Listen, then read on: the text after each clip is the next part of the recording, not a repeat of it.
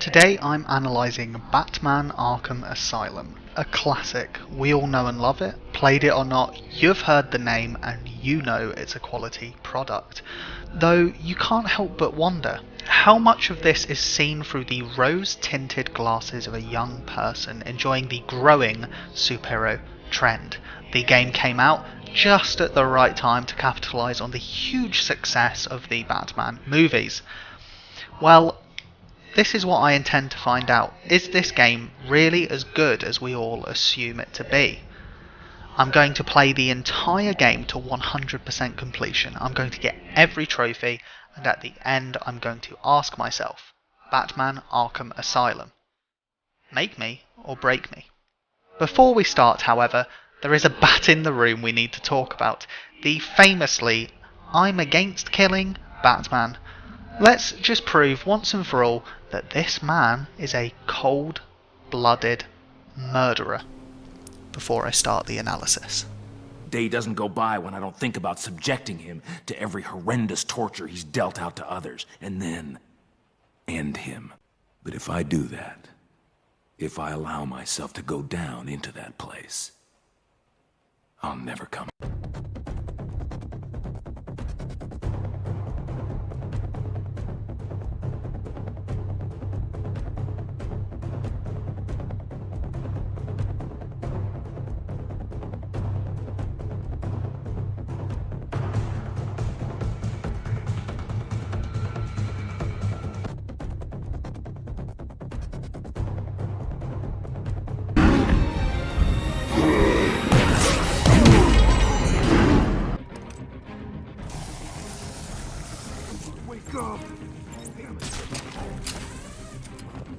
Anyone got a plan?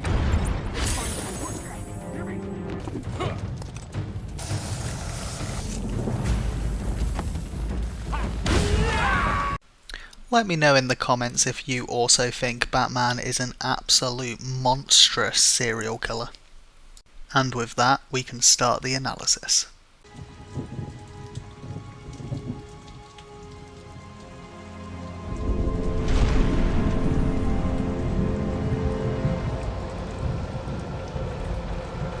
The game opens to a beautiful shot of the Batman symbol over the moon. Gotham is alive and bustling, police sirens wailing.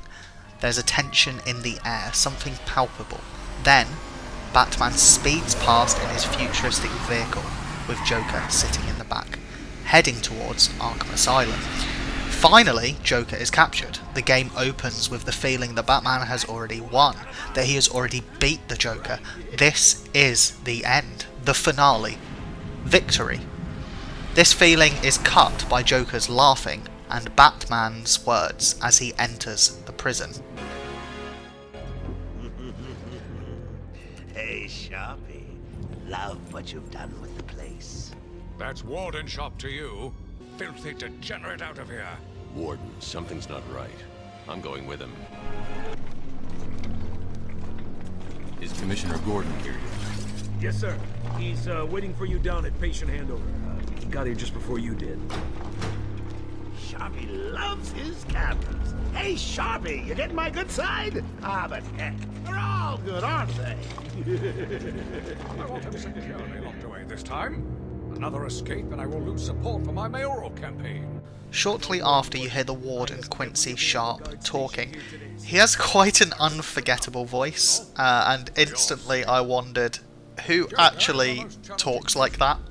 Imagine just here, you're working at Domino's, you're sitting there taking calls all day, people like me, hello, I'd like a pizza, blah blah blah.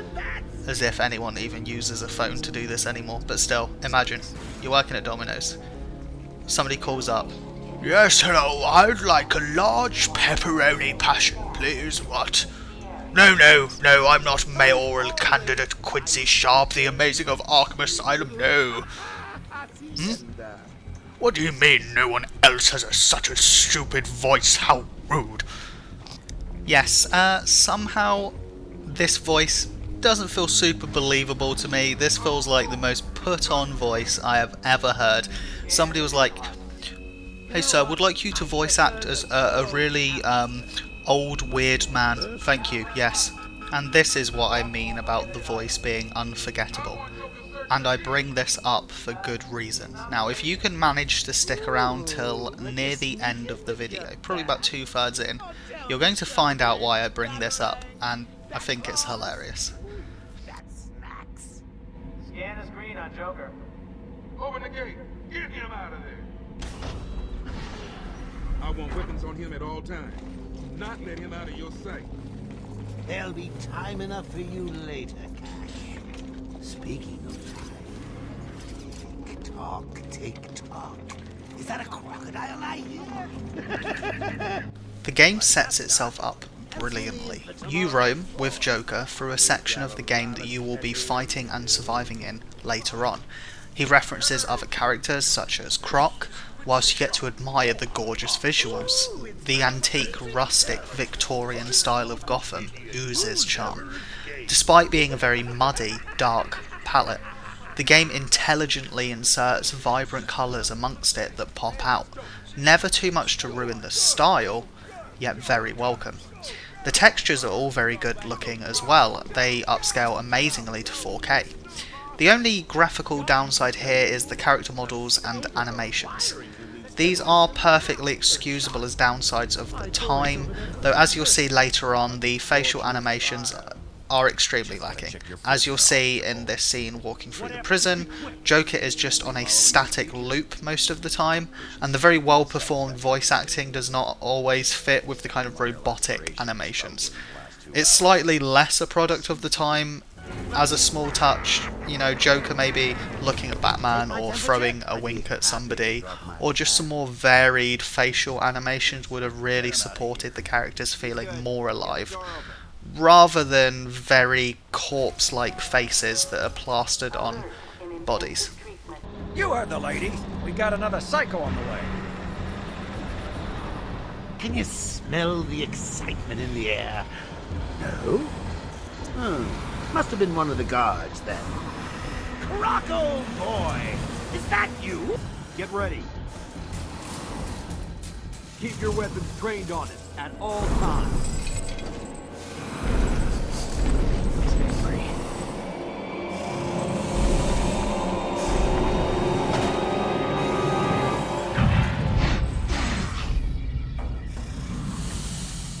What's it doing? I've got your scent, Batman. I will hunt you down.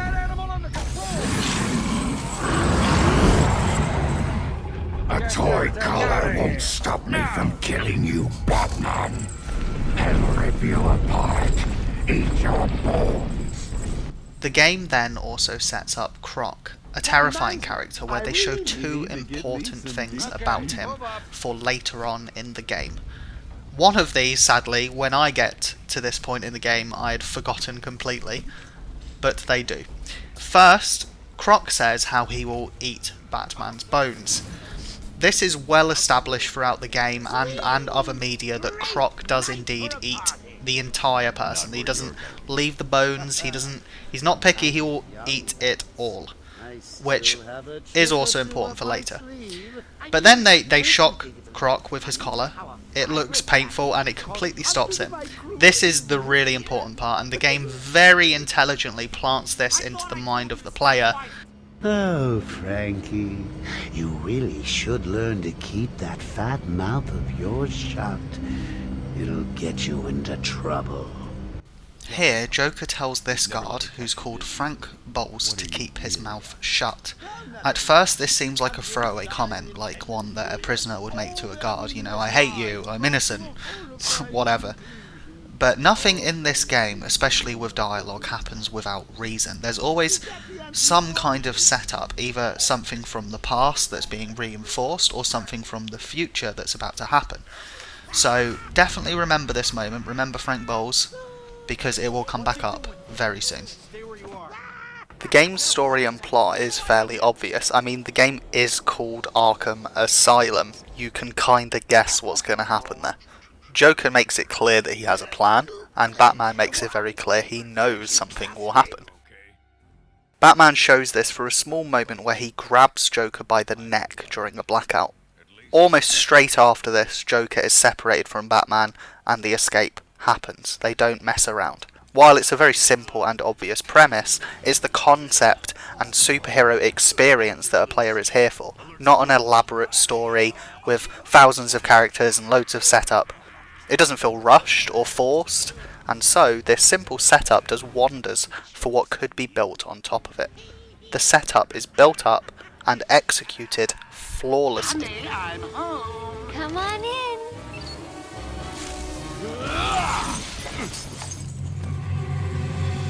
Welcome to the madhouse, Batman! I set a trap, and you sprang it gloriously! Now let's get this party started. Here, I get my first brief glimpse at Batman's combat as Joker starts releasing prisoners to fight. Yes, the Batman combat is well known for being simple, but simple is not always bad. The combat involves using the square button to punch, the triangle button to counter, and X to evade. The beauty of the combat does not come from this simple explanation. It comes from the creativity possible using it. Do you dodge over an enemy and punch? Use a bat claw to stun, then attack the others? Throw them over an edge? Use explosives? It's creativity that makes something fun. It's what allows us, as humans, to experiment and personalise our experiences. This can be shown through my little explosive montage at the start of the video. Yes, I could have just punched everyone, but the combat supports creative use. This montage shows simplicity is not bad. The game requires interaction, creativity and speed, which results in interactive, creative and reflexive gameplay. Perfect for an action-based superhero. And spoiler, the combat doesn't change much throughout the whole game. You just get the tools to be better with it and feel stronger. Though, as you'll see, there is a learning curve to this later on, and it does kick my butt. Joker is a very well designed character, because the way he talks and jokes leaves you wondering the intent behind his words. Is he truthful, joking, or serious? You don't always know. In this case, he says, I'm in control of the asylum. You're not going anywhere I don't want you to. Understand?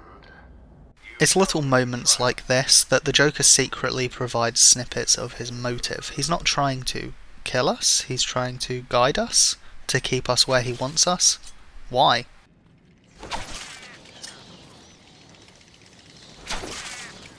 We then see our first collectible, the Joker teeth. Thankfully, the game sets them up for us as destroyable and informs us to use the batarangs. The first taste of the 240 collectibles in the game. It's good this was done, otherwise a player may assume these Joker teeth are just accessories that litter the environment. Moving forwards, the game again dips our toes into the Batman waters. We encounter a room with a known serial killer called Zsasz, whom has a guard hostage. Thank God. It's Zsasz. He's got Mike. He's strapped in the chair. Zsasz has totally lost it. Wait here.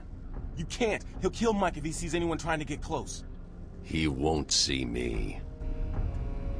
I see anything that looks even a little bit like a bat, and this guard dies. Do you hear me? This is the perfect setup for the game to teach the player stealth. There are moral repercussions neither we or Batman would want if we don't sneak. Many also may not see Batman and think he is the stealthy kind, if you don't know about Batman. However, we cannot walk up to Zsasz. So Batman, talking to himself, informs the player of two important mechanics. First, detective vision. Batman uses his helmet to analyse the environment and look for interactable objects. Without this, the game would be far harder and more obtuse. With the greys and muddied colours, objects would blend together, and finding that grate or wall may have been a mess. Using this, with a simple press of a button, we see a gargoyle glowing orange. Looking at it, it says R1, and naturally, the way to sneak behind Zsasz is found. Doing this, the game has taught us a tool, detective mode, to teach ourselves. We know if something is highlighted, then we can use it, and we can explore that. This comes in useful again when, after beating Zsasz, we are locked in a room. Without needing explanation, a quick use of detective vision shows us an orange highlighted vent, which I now know is usable. To enter the vent, you must use R2 to crouch, and now the player is taught every button needed to explore the game mechanics. In this vent you also find another collectible, Riddler trophies. Placing it in a vent makes it feel hidden and establishes these may be out of the way.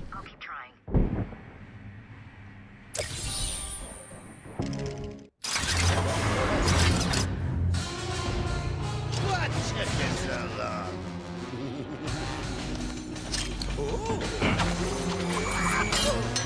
There's no escape, Joker. I will find you. Oh, I'm counting on it. Just not yet.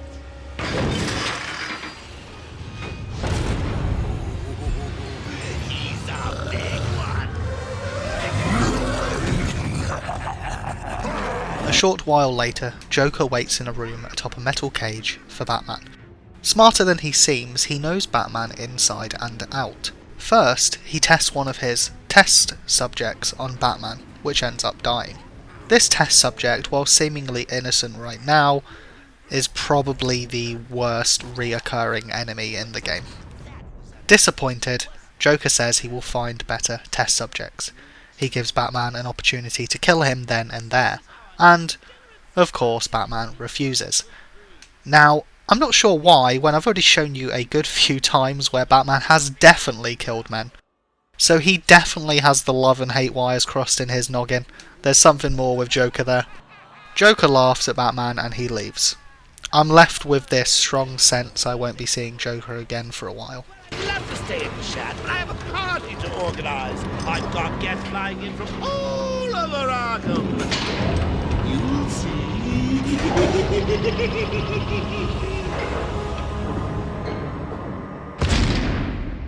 The game then shows us a very simple upgrade screen for leveling up when we beat the Titan. Upgrades consist of combat combo moves, health upgrades and creative gadgets such as the remote control Batarang. The more creative gadgets generally aren't used that much in the main game, they're very situational. However, they're used a lot more in the combat and stealth challenges after the game.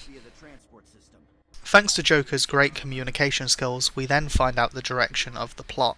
Gordon has been kidnapped by the scarred guard he was with earlier. We must find him. Interestingly, this guard is the same one Joker said, "Oh, Frankie, you really should learn to keep that fat mouth of yours shut. It'll get you into trouble." This simple comment showed the two were actually connected, that Joker knows Bowles and has him wrapped around his finger. Potentially other guards too. Small things like this provide emotional understanding of what the game's theme is trying to evoke. Joker already controls characters. He has enacted a grand plan that started before the game. The player is thrust into a tense setting in a dire location, and this is no different for Batman. The experience of the player, of myself, is the same as what Batman is experiencing.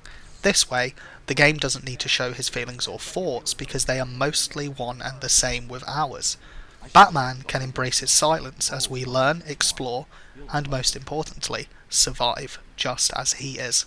At this point, the plot becomes a series of chase X person, and so I'll stop detailing it and instead focus on analysing the game experiences and what happens. You go from chasing Gordon, to Dr. Young, to Quincy Sharp, to Harley Quinn, and so on. The plot direction is extremely one-dimensional, and your forced motive for moving forwards is always to find X person, to save them, or stop X thing.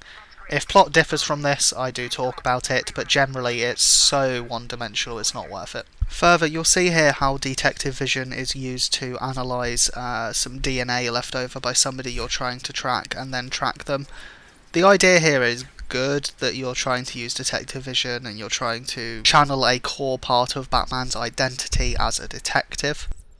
However, it doesn't really come across that well because all you're doing is pressing L1, looking at something on the floor, and then having to chase around a scent in detective vision for the next, 10 minutes to 1 hour. The detective element of Batman is by and large the biggest failure of the game. It doesn't tackle at all that side of his character. You don't get to experience that or feel like that, and it completely fails in doing this. As I'm chasing Frank Bowles' trail, Riddler finally reveals himself with a riddle. The riddle is very simple in this case.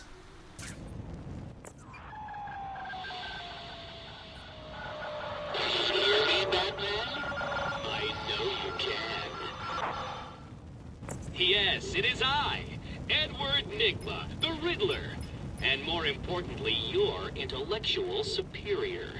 My genius has allowed me to easily hack into your primitive communications. My goal is simple. You complete a series of amusingly taxing challenges and, well, you'll see. Ready for your first one? Good. But be careful. Don't cut yourself on this sharply observed portrait. The riddles are simple and contextual, but enjoyable. The stakes are a little low, as it's only for enjoyment, but still, why not prove you're intellectually superior to Riddler, right? You do get some rewards through getting the collectibles. On this screen, you see that depending on what riddles I solve or collectibles I unlock, I get rewards through the compendium of characters and people. And it's a nice reward for collecting the collectibles, because even if you're not trying to, as you play the game, you unlock these randomly, and it offers some nice lore-based biographies with some really nice art.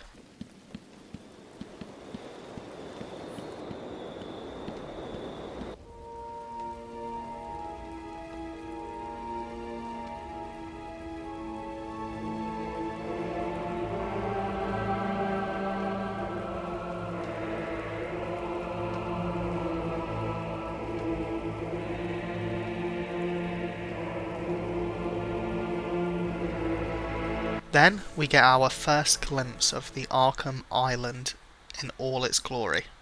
Perched atop a cliff, we witness the entirety of Arkham Island. The massive Gothic hub features an array of locations, from graveyards to a massive mansion with a bell tower, from an intensive care unit to sewers. The Victorian-esque Arkham, overrun by nature, contrasts with the bright yet mechanical-looking Gotham in the background. The game now opens up a lot more. Just like I said previously though, the game is often funneled towards chase X person and is very much a linear story-based game. Nonetheless, the player has the freedom to explore and collect as they see fit. The game merges both the benefits of open world with that of a linear game. The Arkham Island is dense and filled with content, so there's no area of pointless dead space, unlike an open world game. Yet, you're not restricted or tunnelled. The back and forth nature of moving between areas does wear thin though. Rather than having a large city with layers of movement like another game, you feel very stuck to the ground with select options of faster or vertical movement. It's not so much fun when you're playing a superhero game to just sprint from point A to point B. Unfortunately, I lost a large amount of footage for the next section of the game, but it was mostly uneventful. You find out that Joker was searching for a doctor whom you find out experimented on Bane. You then search for this doctor. Doing so, you have your first encounter with Scarecrow. Unlike the rest of the Scarecrow sections, which I will get to later, I love this one. It happens very smoothly, where you don't realise the gas has gotten to you. You walk into a morgue as bodies start to scream at you to leave. It's immersive, it's creepy, it's sudden. It shows how Scarecrow's gas gets to you, and even tackles Bruce's psyche as he sees his parents' corpses begging him to help. The gameplay section is extremely bad, though it's tolerable at this point because it's a one-time occurrence. I'll elaborate more on all of this later though, most especially the Scarecrow sections, so stay tuned for that. Here I notice this vent, which helps me find a sneakily hidden collectible. Batman uses vertical contextual clues to hint the player to look around. This is a natural way to incentivize players to look around past just constantly looking at every little corner and every little nook and cranny. In other games, you'll physically inspect every corner. You'll go down an alleyway and have to use your eyes, or you'll have to climb on top of that balcony to look through a window. However, in this game, it very smartly adds a random vent or object to attract your view to show you that R1 contextual clue where you will spot the collectible. This is made even easier by detective vision, which shows you areas of interest while still requiring the player to investigate. Death never feels unfair when you do die. It's your fault. I die here, and I know that at every point in this death, it is my fault. I did something wrong. I didn't use a button in time. I didn't press this quick enough. Instincts take over. You learn and adapt quickly. Everything is natural and mostly responsive. I say mostly because there are some glaring issues that start to crop up later on as the combat gets more and more complex. While I'm on this screen as well, it also helps that whenever you die, you get some witty, funny comment from Joker. I don't die enough that it feels repetitive, and it's something small to look forward to, which is a weird thing to say about death. It's never annoying like in certain other games, where it quickly becomes grinding. This is due to Joker being witty and because you know very blatantly that he's trying to annoy you, which has its own reverse psychology effect built into it. Though again, stay tuned because this isn't a consistent point and it does change in some situations. Regarding the difficulty I faced in this encounter, you fight enemies in these giant clusters and they're always slightly more diverse than the last encounter, unless you're in the open world, which is its own thing. When you meet these large clusters, there's always a new enemy that's better than the last or has a new mechanic surrounding it. These tougher enemies require you to think more flexibly than the last, so you always get this continual and gradual curve of self-improvement as you're improving as a player and you're becoming a more powerful Batman. With these visceral slowdown moments in the combat, you feel powerful and superhero-like. You feel like Batman. Just like a normal person, you're overcoming yourself and doing something greater than just pummeling everything in your path. Now this is for the hardest difficulty. If you play on easy it will be different, but I think that this difficulty setting really replicates what Batman would feel like. After this combat encounter, you've then got a timed section that shows how incredibly well designed and incredibly well executed segments of this game are. The amount of time you get is so low that it is cutting the line, but it's enough that you have time to act as you panic and look around. The levels are well designed for that because immediately you see the electric fence. You sit back and prepare to listen to Joker. Except he announces a 2-minute timer, and that's when you jump to action, panicked and delayed. I ran out of the room at this point, looking around, using detective mode, rushing but investigating. Every area is a dead end, the map doesn't help. Then I look up. Oh, I can grapple, I thought. I didn't see that last time. I didn't see that or notice that I could grapple up because I was focused on the ground where I was fighting. The entire situation is a really well done use of map design and verticality to get you thinking. Detective vision just helps you narrow down those areas as you investigate, until you look up with a crunch on time. Then, using detective vision as Batman, you climb your way through vents to the top, not knowing what to use, and in that last moment detective vision shows you that the chandelier is interactable, and you know to pull out the batarang. You know to release the chandelier as it comes crashing down. Very cool. Some of the Riddler question mark puzzles are a little bit obtuse. I mean, first of all, you have to run around looking for a damn question mark, which in some areas is absolutely ridiculous. In the case of this area that I'm in here, I already know where the question mark is, but the dot is so small and obtuse I'm just searching around an entire section for a tiny little dot. Riddler does give a contextual cue that it appears out of thin air, meaning a ventilation shaft or a fan or so on, but literally that dot is so small it's under my eyes the entire time and I do not see it. It's not engaging gameplay, it's not fun to be walking around searching for something that you know is somewhere very close to you. Like, this isn't Where's Wally? I'm not 10 anymore, I want to play a game. I don't want to be searching for a dot.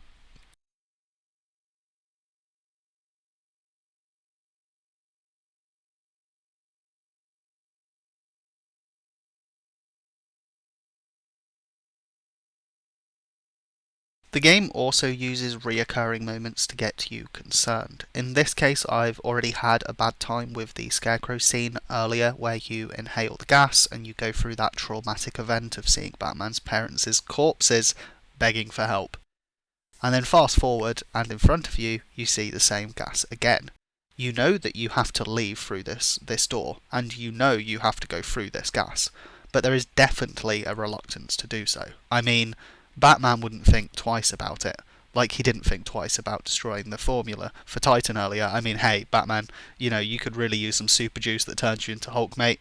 You go through a lot of stuff. Just take the Titan formula and make yourself some of the good stuff. Just saying. The second Scarecrow scene is really good for those who don't know about Batman.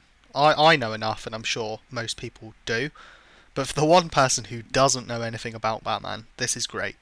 The game does a really good job of setting up the backstory using the Scarecrow gas in an understandable way. Most games use these psychedelic sections to go really abstract and weird swirling colours and people screaming at you, but Arkham Asylum keeps it very grounded. You're walking ahead and you're slowly seeing Batman's world being ripped apart.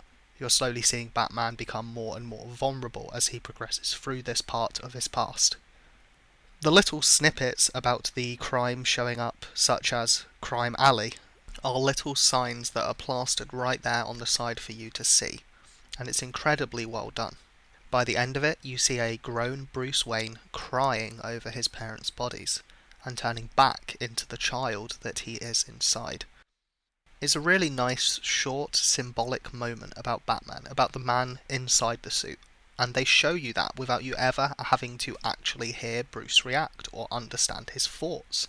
Now, sadly, the second Scarecrow section is, to put it very briefly, abysmal. I didn't know what they were thinking, the developers, when they made this. The first Scarecrow segment before this, and in fact even the hallucinations before that segment, were better because the game's trying to play with your mind. You're walking through a morgue with corpses screaming at you to get out. You know it isn't real, but you're confused, you're worried, just as Batman would be.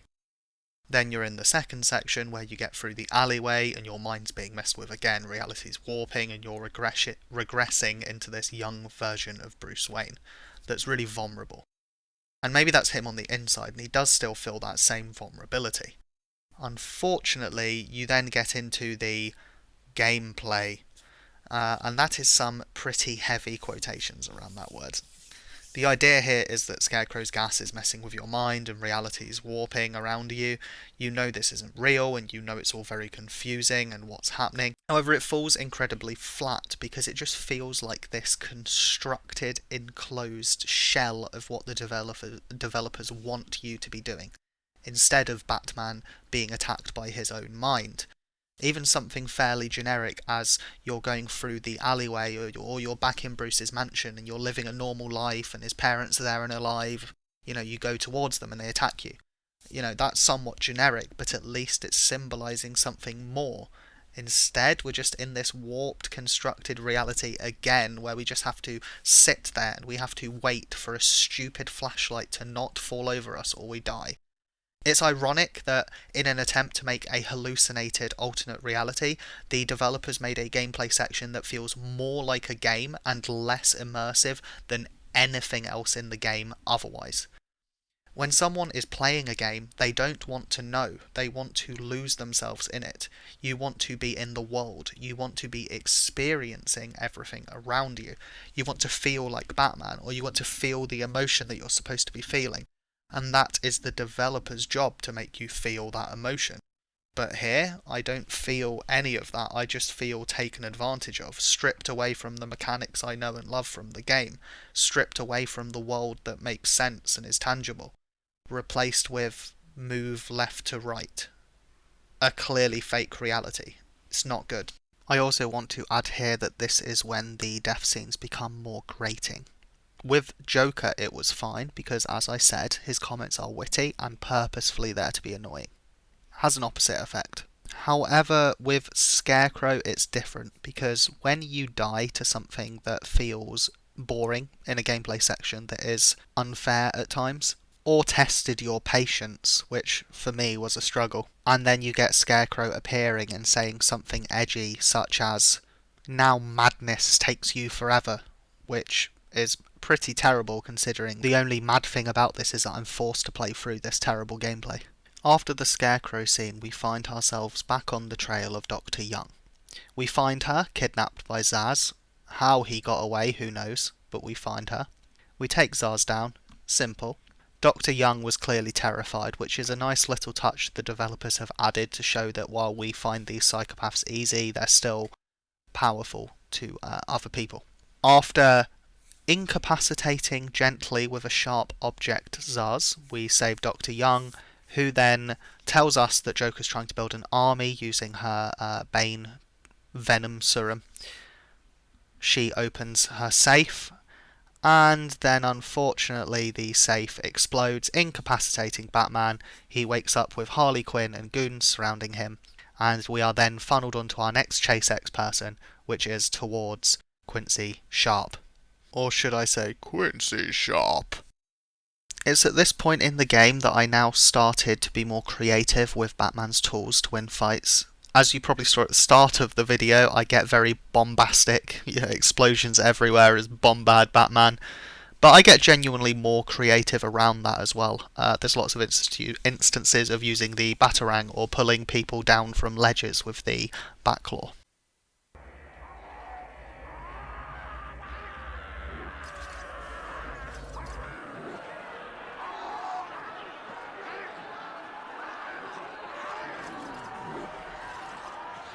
Unfortunately, I lost the majority of audio for my footage on this part, but I did manage to recover the best part. There is this immersive section when you're walking through the intensive care unit for the first time. As you walk through the section, you can hear psychopaths breathing, laughing, crying. You're uncomfortable, mostly because you know Joker controls everything. You know they will be released. You just don't know when. It adds to the tension built by the villain-controlled prison theme. It perpetuates the feeling of being out of control that Batman is also feeling, and by extension the player. Later they do indeed get set free, and you're simply subjected to the whim of these psychotics. At one point I'm roaming the corridors and can hear their screaming. I know they're in there somewhere, and they will just run out and leap at me at any moment. I face this real confliction. Do I look for collectibles and hunt them down whilst I am being hunted myself? It's good game design that keeps the player engaged while still evoking the emotions tied to the story and characters that you play as. Now we come to a section where the timed nature is not quite as good as the previous. The last one was really good, and that was because the game focused on you looking around to help the guards. It had what you wanted to do, and then the player's purpose. Now this second section, the issue is that they've put the collectibles and secret areas in the same area. So chances are most players are going to be walking around and they're going to do what I did, where they're going to see this wall, and they're going to blow it up. You think it may be related to saving the guards, but nope. They're going to find out that was a secret and it wasn't the correct way to find it or the correct time. Time runs out and you won't be able to save the guards. Or get out. So good idea, bad design choice. They should have more clearly locked that secret off until after you save the guards. And it's strange they didn't, as I found out later on when I was collecting everything. They did indeed hide away all of the secrets in this area. Just not that random wall. Now, after this time section, the guard says, "If you find her, don't go easy on her." Now, just imagine for a second here, okay? Batman saves your life, okay? And the first thing you think to say as you look into Batman's eyes is, "Hey, Batman, if you see that woman, just please beat her to a bloody pulp and spit on her corpse. Thanks, bro." You know, maybe the Arkham guards are problematic if they think of suggesting to the superhero who says that he will not kill people to beat a woman to death. We then get to this section where finally we have trapped Harley Quinn. Surrounding her are these electric floors. I don't exactly know why a asylum has these electric floors. You would think that it's to pacify them, but then when you actually fight the enemies and they land on it, they get pacified, I guess. I keep assuming that every time someone's pacified, they're dead. But yes, we have to fight off these waves of enemies as they encroach and use the electrified floor to defend ourselves or just run away from them.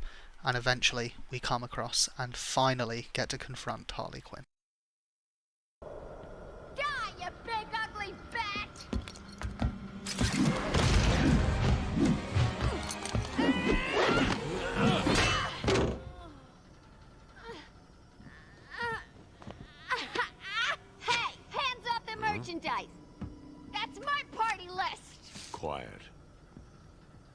Why the smiles next to certain names?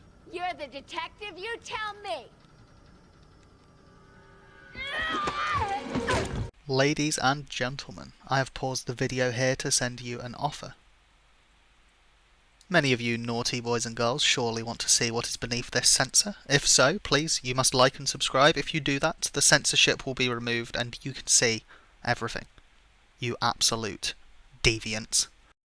There's two strange things that happen in this scene. If you can guess one of them in the comments, the first person that guesses, they can pick the next game that I do a video on. The second thing though is these bars that clearly are far too large to keep her in. She could slip right out and walk off. Arkham Asylum really is a mess. Shortly after the Harley section I find the final Zaz tape. Zaz, I never get his name right. I just want you all to listen to this tape, okay? Just take it in. Take it in. Cured. He has no empathy for his victims. Deep down, I believe he views all of us as potential victims. Doc, are you okay? What's happening? It's Zaz. He broke out of isolation. He's gone. Oh, God! Don't worry, Doc. You're the safest place. He's definitely left the island. Of course. But someone needs to alert the authorities. He'll need to kill again. Do you understand me? Needs to. Oh no, he's gone after Dr. Cassidy.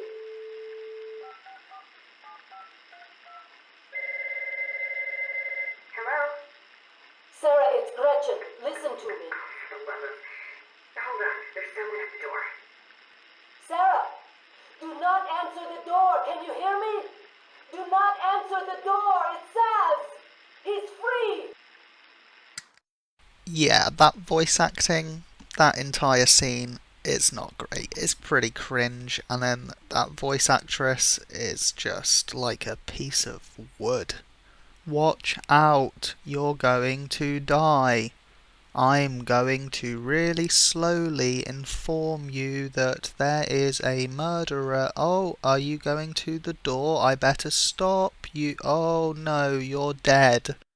Guards, I'm really sad. Uh-oh, now I'm being stabbed. That's not good, is it? The voice acting mixed with the really cliché interaction with Zaz and the whole door thing, it makes it a very cringe tape to listen to. Now, the tapes can be fun and funny at times, but some elements are extremely poor, and one of them I'm going to show you now, which is the psychologists and how they are apparently doing psychology. Just listen to this. Patient interview. Waylon Jones, a.k.a. Killer Croc. Last night, the patient was pacified after a breakout attempt. Gardair and Cash is in hospital. Reports state that the patient attacked Cash, and in the struggle consumed his left hand. I nearly choked on that bony hand of his.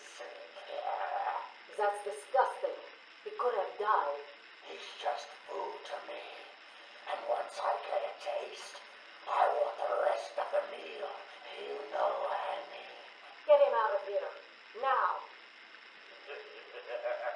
So, I have a master's degree in psychology, and I know some friends with forensic degrees and criminal psychology degrees, and anyone that has any expertise in this area, I can promise you, will tell you how ridiculously bad this psychologist is. This is a level of you would be fired and discredited for being so absolutely piss poor. To go very briefly into why, as a psychologist or counsellor or anything of the sort, you're not supposed to be judging the person that you're in front of. Now, the reason that you do psychology can vary depending on the circumstance, but normally in prison psychology, it's to understand the prisoner. And in this case, you're not really understanding it by, you're disgusting, you're a freak, fuck you. It's not really understanding the prisoner there, is it? That's just berating them and then storming out the room. For a prisoner, for a criminal, they're just going to see this, is going to enforce their behaviour, and they're going to think, well, great, I mean, I get the reaction I want by saying these things, when the psychologist, who's supposed to be a mentally resilient person, runs out the room crying. Another annoying riddle, question mark. It takes me way too long to line up the dot, just annoyingly getting the camera in the perfect little spot, which isn't cooperative with the very clunky camera. It moves stiffly in 1 centimetre chunks. And you know if they're going to require a puzzle like this, they need to get the camera to work a lot smoother, or give you a way to know the exact spot to stand, or even more leeway in where the dot needs to be. Even something simple as making the dot glow brighter would help. And really it's not fun doing the puzzle correctly, having it correct, but the camera fighting against you. Everything is made up for though, because shortly after I find a Riddler trophy which unlocks for me probably my favourite characters in the whole of Batman. Let me just show you my absolute favourite character trophy that I unlocked.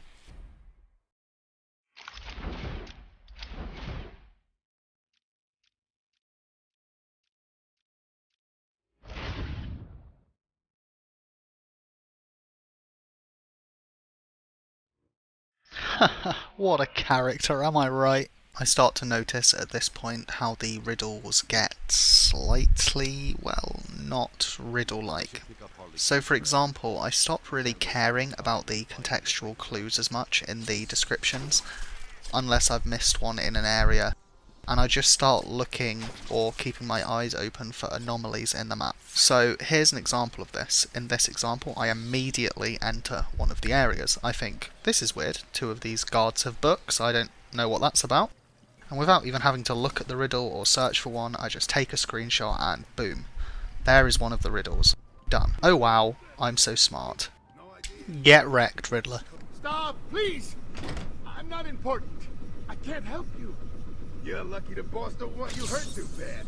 Said something about you being the perfect bait. Don't get it. Cool! He's here! It was at this point that I started to feel the combat flowing much better. I really started to get it. It was once I got the upgrade for critical strikes, and the reason was because they cause a larger, more impactful reaction on the enemies when you get a critical strike. By timing a punch carefully, you punch them, then they fly further, they get hit harder, they get knocked on the ground for longer. The combat feels a lot more visceral once you start doing this. And it's at this point that you realise that the combat is more like a dance, depending on if you do things the way, and of course you can just button mash, but if done masterfully, you can pick it up on a much more instinctual level. Rather than simply mashing and punching enemies, I start to instinctually learn that pressing things at the right moment and at the right speed causes a greater reaction. There's kind of a level of vibration and sound that goes with the combat, hence the combat becomes like a dance, moving at the right time, knowing exactly the right moment to press that button to cause the reaction that you want. This shows how the developers mastered sound design to enhance overall game feel. Without the sound design, the gameplay would be lesser, and that shows you sometimes how important sound design is. Well, aren't you the persistent one, Bats? Always one step ahead. Though now I need to address something I hinted at earlier. I previously spoke about how good detective vision is, and it's at this point I start to get a little bit tired of it. And to be clear, it's not that the detective vision is bad, because I still believe that it is a really good mechanic in that you're analysing the environment for certain things and you're trying to be a detective, to find collectibles or to locate areas to move on. The problem is that you start walking around perpetually with detective vision on, and things start to get a little bit boring to look at. Visually, the whole world becomes grey, and you're just walking around with this dull screen. And it is nowhere near as interesting or beautiful as the game itself. For example, I'm currently in Poison Ivy's gardens. There's bright green, luscious vegetation, and instead I'm just seeing dull grey. The detective vision causes these constant fights against the game's visuals. This is more apparent when you're tracking someone using detective vision, and you must have it enabled. Listen, the Bat is on the way. If you see him, send the annoying doctors to hell. That's the down one, right? Yeah, good. And remember, if you hear a collar go off, Batman's here. Joker's men are all wearing the security collars. I'll need to take out the operator first. Heading for the secret laboratory that Harley Quinn lets slip, I come across another really well designed encounter by the developers. This one features a boss henchman who is able to communicate with all of the others, so if you take any of them out, he will find out and the jig's up. They kill the hostage they have, it's all over. This is an awesome section. Again, they've reinvented the combat system and introduced a new challenge to the player.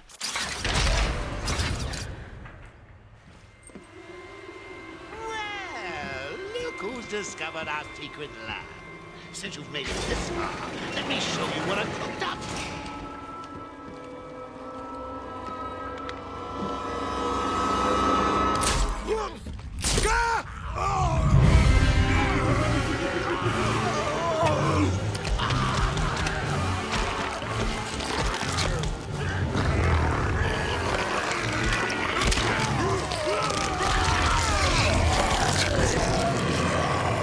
Now, for those of you chads who actually managed to stick this far through the video, you're going to remember me earlier talking about the Titans. When we had the Titan encounter, I mentioned that they are one of the worst things in the game, and this is, oh joy, where it starts. Arriving in Joker's secret lab, we are faced with two Titans. The mechanics are no different than the first encounter. You simply throw a batarang when it charges, and you punch, and that's it. The only difference is you learn that you can mount them, which is really fun for a one-time gimmick. You know, the first time it's really fun, and then you just start to feel like, and this happens very quickly, that these Titan fights are just padding. They're not enjoyable, they're just there to prolong the game. They're like terrible mini-bosses, but they are also the main bosses and not the mini-bosses, and every boss is just a Titan. And if it's not a Titan, it's the Scarecrow fights, and you start to realise that this is uninteresting and I just want to go back to fighting the normal henchmen. To sum up my slightly annoyed analytical rant, the Titans are used to simply pad out the game and avoid original bosses, and that's it.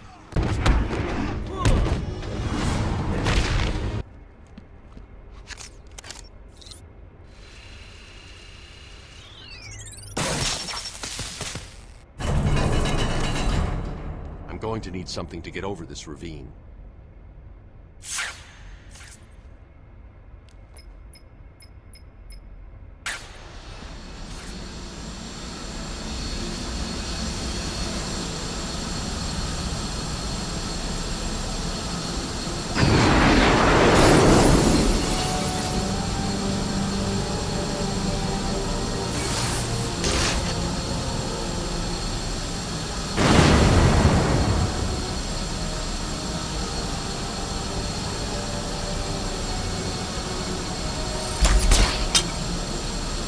This is an incredible moment that demonstrates how powerful Batman is, but not physically. It demonstrates how intellectually powerful he is, how his wealth enhances him beyond the means of another hero. Right, so he's trapped here, and a normal person would be cowering in the corner, unable to act. Then you have Batman. Batman can just call his Batplane whenever he wants, fly in, and grab himself what he needs. That right there is a powerful man. This does kind of bring up one issue though. Why the hell did he not just get this item sooner? Do you know how many times that this could have helped me? So yeah, this moment, it feels a little strange to me. It's as if the developers are arbitrarily giving a key item to the player just for the sake of keeping segments locked and providing consistent new mechanics. Which is cool, but it could have also been done in a better way. The moment Batman calls the Batplane, you question, why hasn't he called this earlier to get from point A to point B? Why have I been working my bat butt crawling through a sewer when Batman could have just called his Batplane like it's Bat Uber?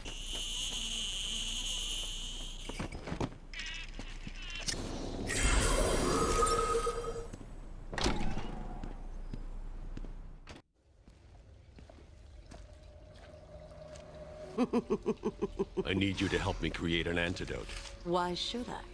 Let Joker have his fun. I'll enjoy watching you squirm.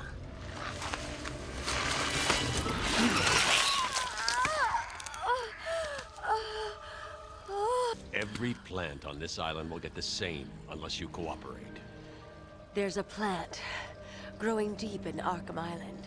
Only it can counter the effects of this Titan strain. Where do I find it? Oh, in Killer Croc's lair. You didn't think it would be easy, did you? Go back to your cell, or I'll be after you next. And I'll be waiting. This was our first interaction with Poison Ivy, and it demonstrates something really, really well done about the character design in the game. And it's that the game does not focus on developing the characters and their histories and showing everything about them. Instead, it's very clear that everything in this universe is already established. Batman has already been a hero for a long time. We don't need his backstory, and if you do want it, it is in the characters' bios. I'm sure most of us already know about pretty much every Batman villain, so setting them up is a total waste, and in times that I don't know about them, I can just curiously check the bios and tapes. We also already have the most important piece of information. They are in the prison, therefore they are very, very naughty. So instead, we get to see these people here and now and get to separate what they've done and why they're evil to how they are in this moment. So with Poison Ivy, we see somebody who is vulnerable, locked up, and cares exclusively about their plants. We don't see a mass murderer or a villain. With Bane, we don't see somebody who is out to kill somebody or another serial killer. We just see somebody that's weak and vulnerable and being used. So the game frames everybody in a very neutral light, where the player can empathise to create their own framing for the character's morality and actions. It's really well done, and ironically, it means that players are able to be a better prison psychologist than the actual prison psychologists in the game. By playing the game, you get to see all the characters neutrally and inform your own decision on how you feel about them, where the prison psychologists just go, boo-hoo, I'm scared. One huge missed opportunity with this is, if Poison Ivy helps her plants, and that's what she wants to do, then why doesn't she go with Batman and assist him to do that? This way it would introduce new gameplay mechanics where Poison Ivy is supporting you. They could set up her combat abilities beforehand, show you how powerful they are, potentially her weaknesses. Then later on when you fight her, sorry about the spoilers, look forward to that, you see her using those abilities against you. Doing this, it would set up new gameplay mechanics and really spice things up, while also providing some really interesting character depth where Batman is being more friendly with one of the prisoners. Here, after meeting Poison Ivy, we get outside and see that Arkham is now overrun by her plants, fueled and enhanced by the Titan concoction that Joker is making. We see Ivy has entangled the entire island in her vines, which is awesome. It shakes up the game, everything looks different, everything looks very alien. That's what you want to see in the game. Something that's akin to real life, but unlike real life as you know it. It's also a perfect way to keep the game and world invigorating rather than stagnant. However, one funny repercussion is where it screwed me over. As you'll see here, I see the next building, and the front door which I had opened before and now unlocked is now blocked by a giant vine. Now, I forgot that I got in through the vent that was on the balcony, and so I thought I had to destroy every single plant in that area to get to the front door.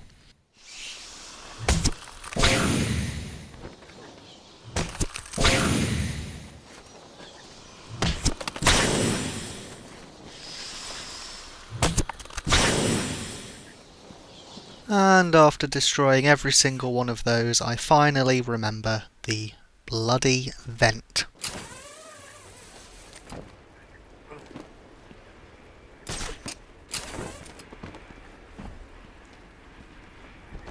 Then we arrive back in the main hall of the Arkham Mansion. The plants, and I assume Poison Ivy's gas, or the Titan gas, have fully taken over the mansion. You go inside and it looks completely alien. Plants block off different routes and you can't touch the floor because of the gas. It makes you think about the game and map you've already been in a completely new way. You must think about verticality, how to get from point A to point B using new gadgets, and all of this is recycling a map but in a smart way. It's a new map within a map. Well, here's something I bet you never thought you'd see. How about Batman having a jaw-off with another man? What's a jaw-off, you ask? Well, it's a competition with two men to talk to each other and see whose jaw is larger. Complicated. Let me guess. Poison Ivy. She teamed up with Joker. All that matters is that I can stop the plants taking over the island, but... There's always a but, isn't there? Who's won the jaw off? You tell me in the comments. Batman or Black Man? Are they ready? Have you planted the explosives yet? Done! Razor's just finishing his off now. Good. Let's test them out.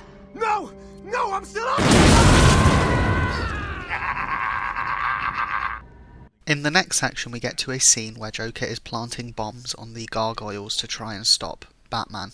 This is great design for two reasons. First, we get to see that Batman is now getting ahead of Joker.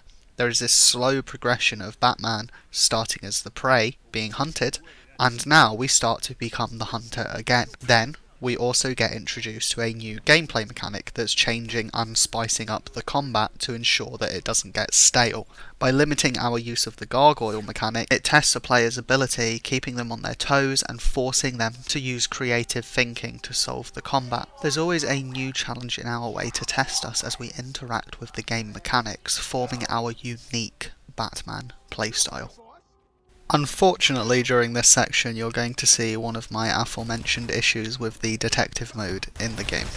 The game requires you to use it to track people, as I've said, to search for secrets and to find collectibles, so much that you end up just leaving it on. So here I go into combat sneaking around, and I do the entire thing with detective mode on. Now this isn't great because, yes, I can see all the enemies, but unfortunately I can't see where they're looking, I can't see their facial features or line of view, and again, detective vision just fights with game mechanics, it fights with the visuals, and it fights the player when they're doing anything but just looking around. You could argue I should just remember to turn it off, and I work on that, but this is still some evidence that detective mode is not as smooth of a mechanic as it could be, and it doesn't mesh well with the game around it at all times. But now for the good. The stealth section was great, and it definitely tested my ability to play the game, which is really important for the challenges I'm going to have to do later. For a normal player, it completely eliminates something that I would say makes the game easier and much less engaging, which is the gargoyles. For instance, Metal Gear Solid wouldn't have been as good of a stealth game if you could just, at the press of a button, fly up into the sky and disappear. While it makes you feel powerful and it makes you feel like Batman, it also makes the game easy. The game establishes you as a powerful Batman, then slowly forces you to more creatively use the game and mechanics to demonstrate strength as Batman. They make you slowly less powerful to make you feel more skillful as a player. Additionally, I want to talk about how unique and innovative the fear-based system is in the game. How guards, when you're fighting them, it will show their heart rate and will show you how frightened or energetic or terrified they are of you hunting them. This mechanic is purely cosmetic. It just changes the guards' animations, it just changes the way they move around and patrol, but it adds a lot. It adds a visual element to understanding the enemies and getting reactions out of them. Such a simple mechanic adds so much character depth to the otherwise nobody characters and turns everyone into a living, breathing person. Also, you've got to love these moments in stealth games where everything just goes wrong. Just have a look at this. Joker was right, I found someone!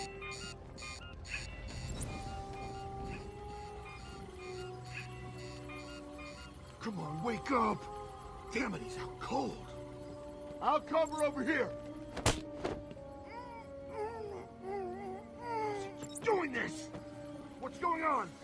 We gotta find him or we're next, you hear me? Leave him. Ah!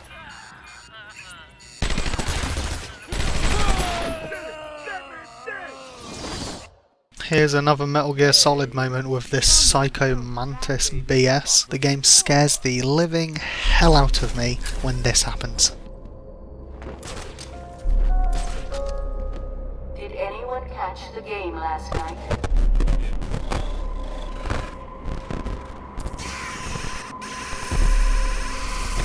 Kinda wanted to prank you guys there and make you think it was your TV, but you can thank me, I'm too good for that. Now, it shouldn't have got me It shouldn't have worried me, but it did, and I thought something happened to my recording software. But no, it was just the start of another Scarecrow setup. I didn't notice any gas though this time, so it did feel very confusing, and not in a good way, like with the first Scarecrow vision. With the first one, I walked through the gas and I didn't know it would happen. With the second, I saw the gas and predicted it. With the third, I saw no gas and felt control taken away from me, which isn't great design.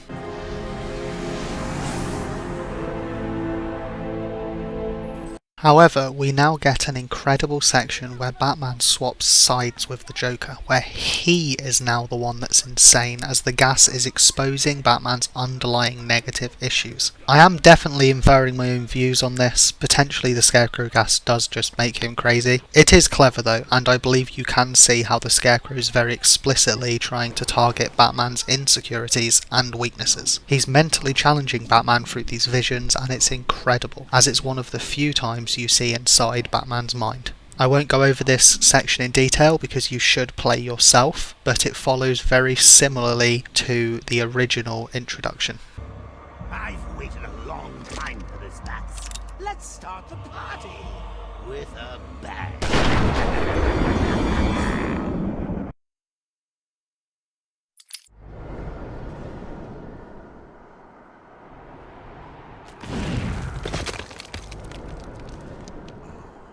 After getting killed, which I thought could be avoided, but after rewatching the video the tip is to use a non-existent middle stick, so maybe not, we get to a section where we can see Batman's biggest insecurities. First, we have poor child Bruce. You can tell that this is the child in the man, and he's still grieving. He is sad and lonely after his parents' death. It's done really well, you can feel it, and the animation is incredible. Perfectly encapsulates the fear of a child. Then you have his other biggest insecurity, and it's that he doesn't talk about this often, but he lost his glasses. And, you know, Batman, he's actually got pretty bad vision. He should be wearing glasses, he lost them, he was never able to find them, and this represents that, so you gotta feel bad for him. Then lastly, we have his third and final insecurity, definitely his biggest one. He's really not good at catching flies. They buzz around him and he tries to catch them, and he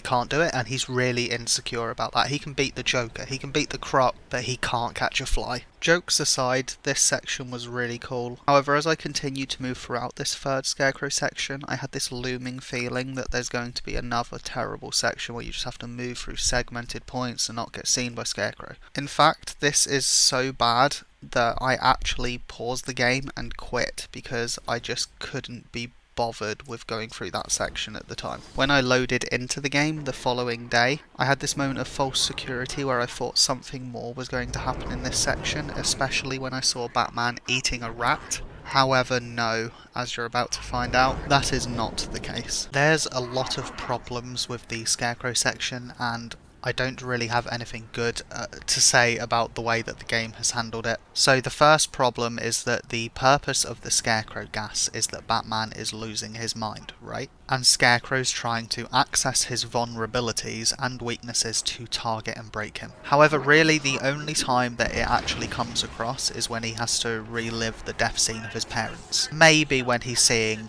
you know, some of his weaknesses in the prison cells. And that's it. And I'm sure everybody watching this has relived painful memories in their lives before, and it really isn't something that makes you insane or mentally breaks you, you just feel a bit sad. So it all comes to, you know, Batman is now sad. Nothing about this, the Scarecrow section, has tackled the idea of insanity, other than, from what I can remember, the time you're in the morgue and you have corpses moaning at you to get out. Like, that's unnerving. I don't know what will come from that. I don't know if this is real. I don't know if this is not real. I don't know if I will get attacked, or so on. Also, when I'm seeing versions of myself that are insane, that works because that's a version of Batman. I'm questioning what part of Batman this is, and why he is thinking like this. Is this really his thoughts? What's going on? However, there's nothing behind why the world is all crumbled and broken. You're in Arkham Asylum, but it's destroyed. That means nothing to his insanity. That's just the developers constructing an unreal environment for him to be in that's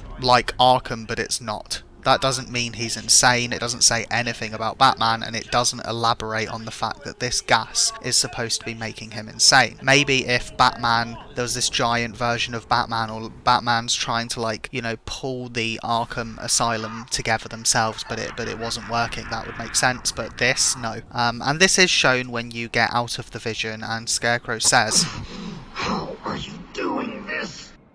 You've ingested enough toxins to drive 10 men insane. What are you? And I'm not able to answer that because all I did was run around away from a spotlight. The sections where you beat Scarecrow don't demonstrate any strength on my part or Batman's part, and they don't show any mental fortitude. It just shows that I very patiently waited to move from point A to point B to see. The design of the entire section is poor, and it contradicts the themes and intent of Scarecrow. Instead, it opts for repetitive, boring gameplay with repeated landscapes and game mechanics. Then again, the definition of insanity is doing the same thing over and over again and wanting to die inside. Right? That's the saying. The one part of the Scarecrow section that is actually good, and is but a small glimpse, it's the parts where in the first Scarecrow section you use the grapple that you just got to pull down crates to use as cover. Then in the recent skeleton fight, it tries to use the Titans that you fought before in a more enclosed area to test you. These situations are well designed because it's showing that Batman is using things that he has learned to remain sane and to win fights. Now, I think that they should have embraced this much more than they did, and also because of how much they overuse Titans throughout the game, it completely nullifies their attempts here. For an example on embracing the insanity theme more, rather than fighting skeletons, which mean absolutely nothing, instead maybe you're fighting Jim Gordons, or you're fighting versions of Joker that are saying you can't kill me, to tackle the fact that Batman fails to kill Joker and Joker kills people. A Joker that's taunting him that makes more sense than random skeletons. Then mechanically, why not test Batman's intelligence and his mental fortitude by forcing him into situations he's done before, but they are not the same. So for instance, familiar puzzles or areas changed in a bizarre way that Batman must then think around and use what he's learned to adapt through. Example being maybe in a situation where he had to save a guard you're in, that situation again, and the same as before, except this time when you go through the same methods to try and save them, it doesn't work, or Scarecrow gets in the way, or you save them and then they are the Joker. This way, the game shows that Batman is using what he's learned, he's conquering the insanity that's been thrust upon him by thinking intelligently. I don't think the Scarecrow sections are good at all. I don't think they do a good job of handling the psychology of somebody that would be going through this. I don't think they do Batman justice. I don't think they do Scarecrow justice either. They looked cool as a kid, but now as an adult, they are terrible and flat. As I said before, they were most likely intended to break up the gameplay loop with a new mechanic. The theory behind it is perfect, the execution is not. Next is the sewer section, where we finally get to the venom plant that we need for a cure. The sewers are immediately quite disturbing. They made it intentionally so because we want to be very obviously shown that this is the Croc's lair. Unlike the rest of Arkham Asylum, this is made very evidently detached from reality. The rest of the asylum shares similarities to real life, and it's very grounded. You have an admin building, you have prison cells, you have intensive care, you have medical facilities. It makes sense. The sewer, however, adds something familiar, or fairly familiar. Sewers, we all know roughly what they're like, but it adds things that do not belong, unlike the rest of Arkham Asylum. In this case, we have skulls. We have weird carcasses that litter the sewer. And it's very clear to you, Croc has been here. He's been living here for a while. How long? We don't know. Whose skulls these are? We don't know. But it demonstrates that this is his territory and we are in his lair. It sets up his character well, and it sets up the environment with attention. This area, though, is the most unlike real life, and it proves itself to be very unrealistic compared to the rest of the game.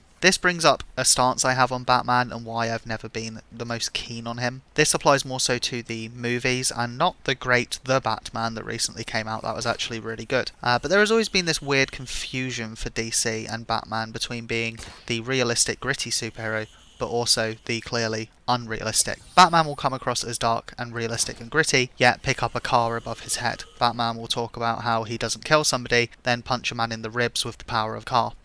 Batman will go a week without sleeping, whilst running a global 24/7 business. Are these things realistic? No.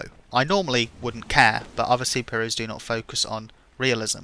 Batman does. The sewer is a moment of reflection on this, a realistic setting, unrealistically done. Though this is a fault of the developers really, making an unimmersive location rather than Batman's fault. Croc has said in the tape I showed earlier he eats all the bones, so this area doesn't make sense. Further, if you count how many bodies are here, then Croc has probably been in Arkham for a long time, and it explains the prison turnaround for jobs. This is a very minor thing I'm picking, and was mostly to iterate my feelings towards Batman.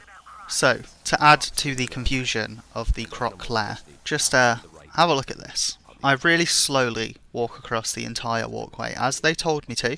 I'll need to move as slowly as possible. Which takes ages, as you'll see.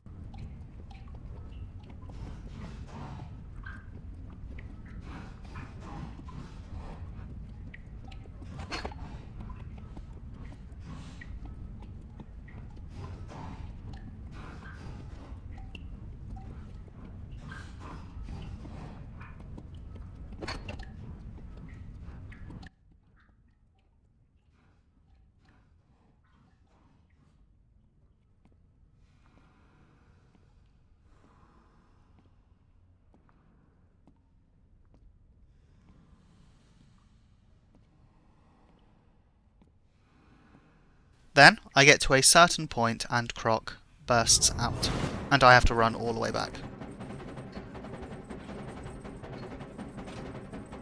Confused, I turn around and think, oh, well, maybe walking really slowly is completely pointless because it served me no purpose other than having to just get caught anyway, and oh, jump scare. So I then just sprint back to where I was, slightly annoyed that obviously I just painstakingly, very slowly, with absolutely nothing to do except walk, went all the way to the end.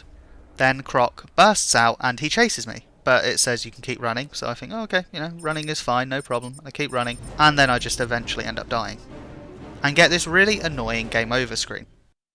I will enjoy feasting on your bones. Thanks for calling me out for being confused by your design choices, game. For anyone who was confused like me about what they did, this is a real slap in the face. So I retry, as you're going to see here, and the game says to use a batarang. Well, at least they told me now, so I didn't slowly walk all the way back again. You may remember at the start of the video I mentioned that the game then also sets up Croc, a terrifying character where they show two important things about him. One of these, sadly, when I get to this point in the game, I had forgotten completely. Well, this is it, and you made it here, you massive legend. The game sets up twice, both at the start and again in this cutscene. Do it, Crane!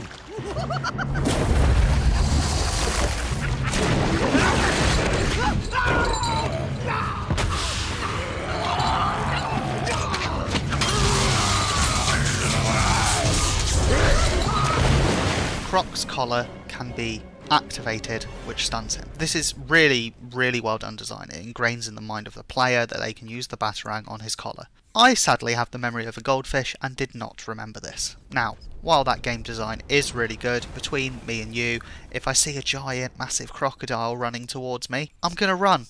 I'm not going to pull out my little metal poker and throw it at the giant, disgusting crocodile monster that's coming to tear me apart. I'm going to run. But yeah, sick game design. After a short while, this section truly opens up. You must navigate a maze-like section for whatever these green lumpies are to produce the cure. This section doesn't get any better as it evolves, you just have a purpose instead of just walking. Plus, once you learn the gimmick, the entire section becomes a very convoluted and stretched out ordeal.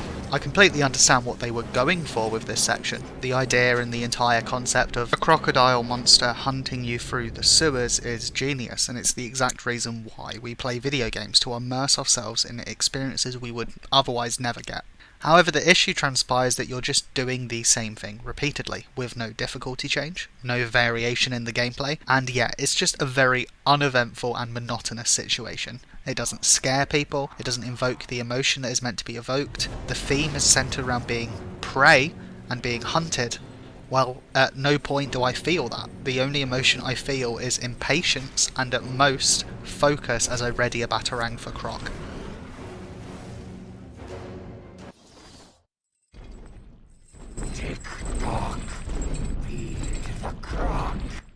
Though the section wasn't particularly difficult. I mean, look here how little Croc is threatening me. I'm so scared. Yeah, I mean, safe to say I would dare teabag a real crocodile, but Croc, my guy, you can take it. Okay, this is very important. To whoever starts a change.org petition for Batman to never do this, to never finger a weird green lumpy on the floor ever again, I will buy you, my sir, a packet of digestive biscuits. Sent straight to your door. You are mine, Batman. Though the section wasn't particularly difficult. I mean, look here how little Croc is threatening me. I'm so scared. Yeah, I mean, safe to say I would dare teabag a real crocodile, but Croc, my guy, you can take it. There was but one good moment in this section, where Croc surprisingly destroys a wooden pallet, which forces me to creatively use a tool to bypass that and to get the green lumpies. However, hilariously, it screws me over afterwards, as Croc emerges out of the water and I point at him, not with a batarang, but a grapple, and I die. Imagine this from Croc's perspective. He jumps out, sees Batman, and Batman looks at him, pulls a banana out of his pocket instead of his batarang, and goes, "Oh crap." There's also this one random moment where for some reason the developers decided to change to a forced camera perspective, which means that as soon as this happens your left stick controls are reversed, so I was running away, the camera shifted, and then I ran towards Croc. Why they would choose to do this exclusively and only for this one moment, I have no idea. It really throws you out of the loop. I would wager most people end up dying here. To be fair to this section, the return trip is much better as I have to use new innovative mechanics to actually escape from the Croc, including the grapple line, and I have to switch between the two, batarang and grapple line, constantly. Though a very small improvement, it was very welcome. This entire section is much like the Scarecrow one, where it's a good concept on paper that is executed poorly, and doesn't invoke the correct emotion that one would want from that concept. As an example, Scarecrow, rather than invoking insanity, fear and panic, you just get monotony, and with Croc it's much similar. Instead of fear and anxiety, you get, again, monotony. It doesn't capture what is needed to be captured in any form, and there's a lot of very heavily constructed gamified mechanics. It does not feel like you are in the world being hunted or going insane, but in an obstacle of patience that the developers has constructed. It is not hard, it is not challenging, it is not exactly fun. It is simply something that is in your way. We then sneak back to the Batcave with the green lumpy ingredients we need for the Titan Serum cure. The process is slow, difficult, and doesn't produce much antidote. And the good news? The chemical will definitely stop Ivy. It may also reverse the Titan transformation. I need to run some more tests to be sure. I've set the computer to create more, but I need to get out of here and find Ivy. However, Ivy's plants are now so powerful that they burst through the Batcave walls. This is perfect symbolism of Batman losing control while Arkham fights back. Batman's most secret inner sanctum is now being destroyed by Ivy as he fails to complete his task. Batman has gone from trapped and watched to regaining control, only for it to be ripped away from him again.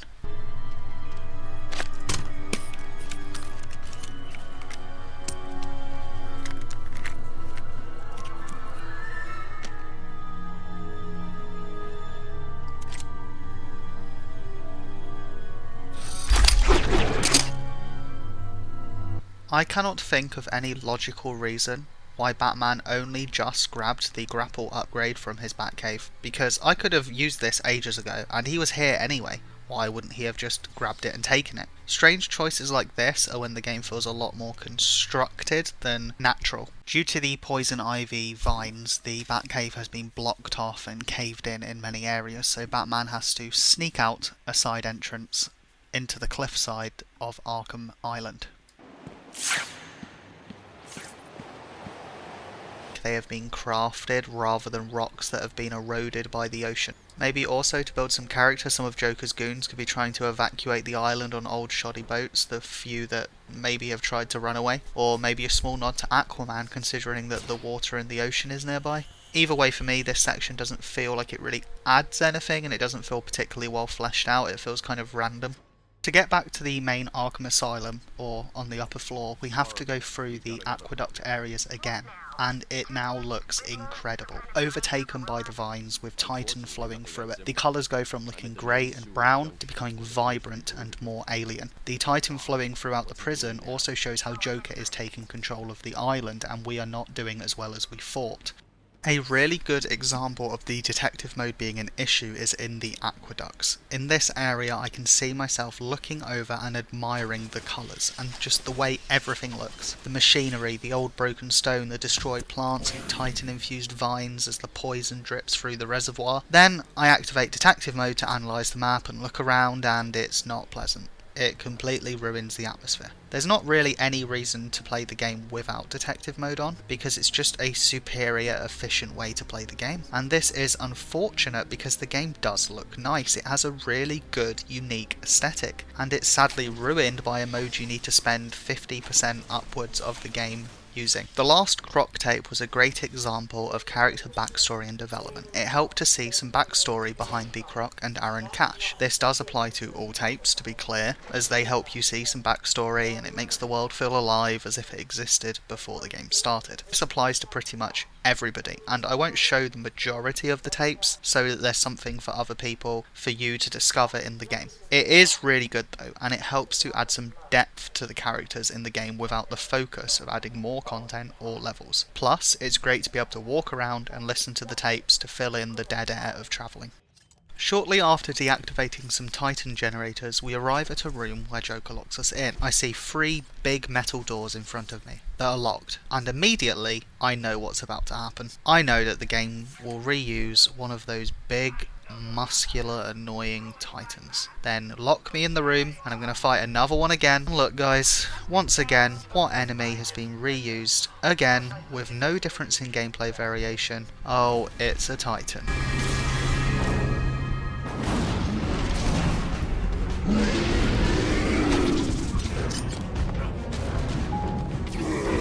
Here I cheat and use the Titan encounter to get the 40 combo trophy. Though, hilariously, this was pretty much pointless, because by the time you do the challenges at the end, a 40 combo is a normality. I thought it was a smart idea, but instead I wasted far too long trying to get this trophy.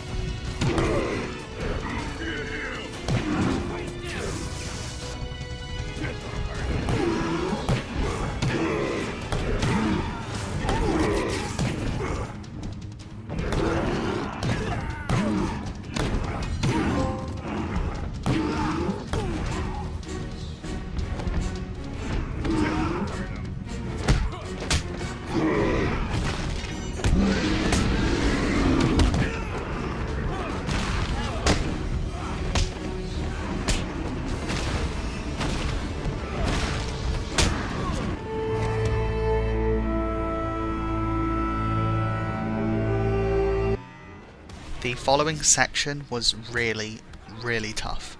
I think mostly it's a skill barrier thing. I just had to get good. I couldn't take many hits, I had to dodge really carefully, I also had to know the right moments to attack. I had to get really good at using the Batarang at the right moment and timing things. It's definitely difficult, and it's definitely the hardest part of the game so far. Though in retrospect, I just wasn't quite using the mechanics as intended. It's not great design because this fight and most Titan fights remove creativity from the combat and make it formulaic. For instance, a normal fight, while it has hindrances such as a knife user, can be handled in any way, where the Titan fights you must use a Batarang when it charges, you must dodge last second, and then you must punch it. No creativity. Poor design that is way overused. The fight also highlights some issues with the combat system that I hope they refine later on in the following games, such as you can very easily get locked into an animation which is really not what you want when you've got 20 enemies surrounding you, including a Titan that just goes nuts. It's very easy in this fight to counter somebody and then just get punched by another. And then the Titan hits you, and then another hits you, and you just get locked in this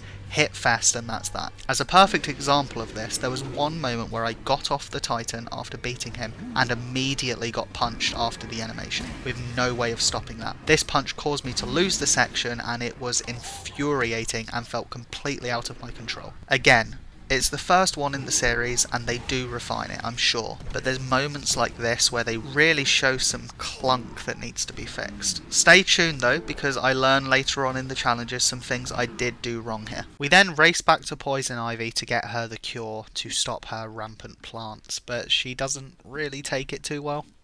And Batman, the little psychopath, doesn't take Poison Ivy not taking it well, and decides to beat the living hell out of these poor innocent men that have been brainwashed by Ivy. Yes, Batman is a good guy, and he only mildly concusses those that deserve it.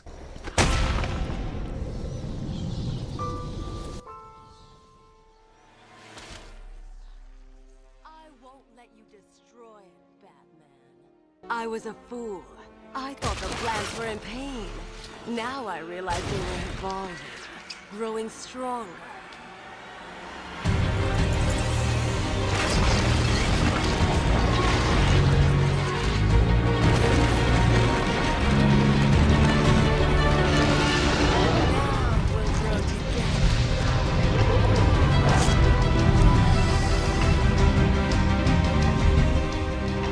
The boss fight with Ivy now ensues, and this fight would be tough if you had to do it in one life.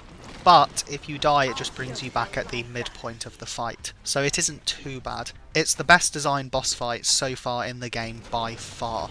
There's unique mechanics that pertain to Ivy with the plants, there's requirements to utilise many of Batman's tools, you have to dodge attacks, use batarangs, you even have to use the explosive gel. The developers overuse waves of enemies a lot, and they've done that again when Poison Ivy sends groups of enamoured guards after you as you fight her. It's not strictly bad, but it just serves as a nuisance, and it could have been designed better by focusing more on Ivy or a new mechanic.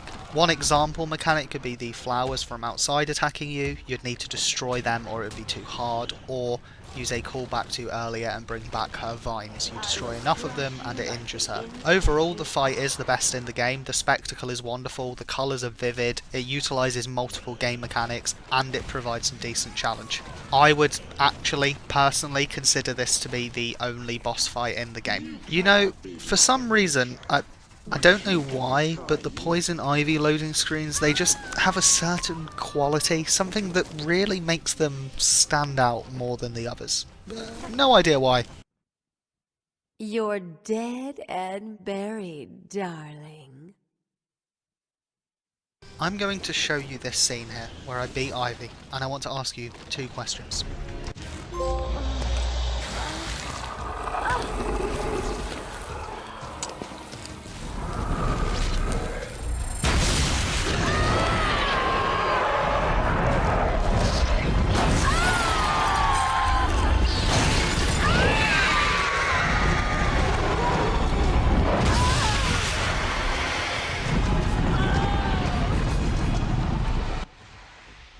First question, what's up with every plant-related thing always having to be somebody locked behind some kind of shell? When she becomes one with the plant, I expected it to grow out of her or around her or to assimilate. But no, she's just inside a shell of a plant like it's a mech. Don't sell out what could be a really unique design.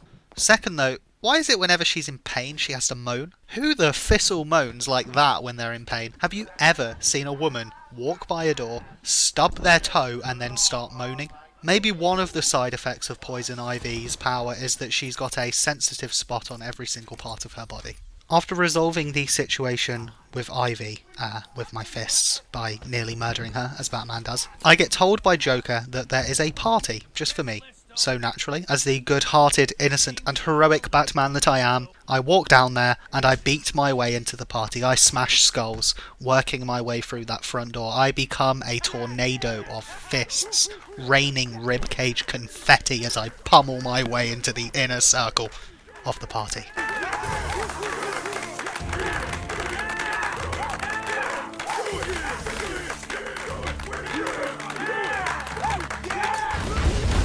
Then you get this thrilling entrance from Joker where he uses a dummy with a TV screen over its head. It taunts you, except it is in fact Joker himself. It mixes Joker's twisted humour alongside his total attempts at control over Batman. Then, as with most times with Joker, a big bang. Incredible setup, but I bet you can guess what happens after this.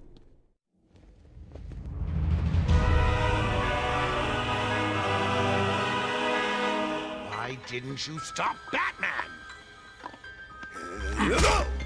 Me? It was your plan, you goofy clown!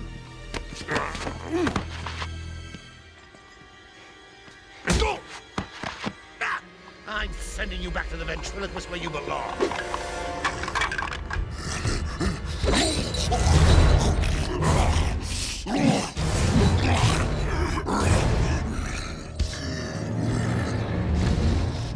You had to spoil everything, didn't you? Beating up Bane, feeding Scarecrow to Croc, slapping around Harley, my hobby, by the way, and ruining all my lovely Venom plans. It's over, Joker. Over? Why, my dear delusional Dark Knight, it hasn't even begun.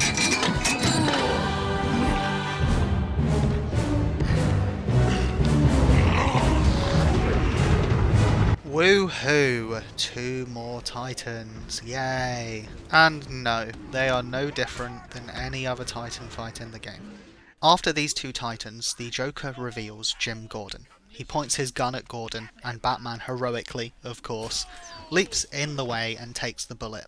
Now, I'm pretty sure, being a homicidal maniac, he was actually trying to get the kill on Gordon himself, instead of Joker, but I digress. This was not a bullet actually, but a Titan-infused bolt. The great thing here about the Joker is you don't know whether this was what he wanted, or whether he quickly adapted his plans and made that what he wanted. Did he want to turn Gordon into a Titan-infused freak and ensure Batman takes his vengeance?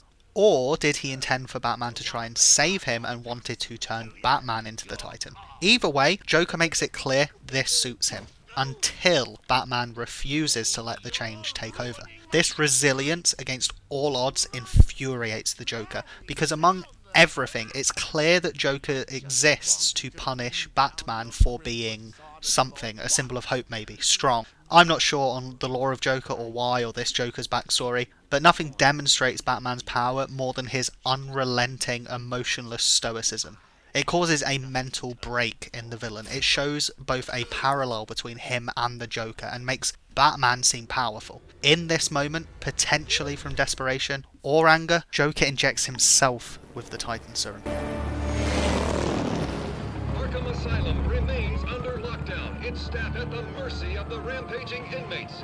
Just 10 minutes ago, we received this taped message. Greetings, Gotham! Joker here! Arkham is mine! Soon I'll unleash madness untold onto the streets of Gotham.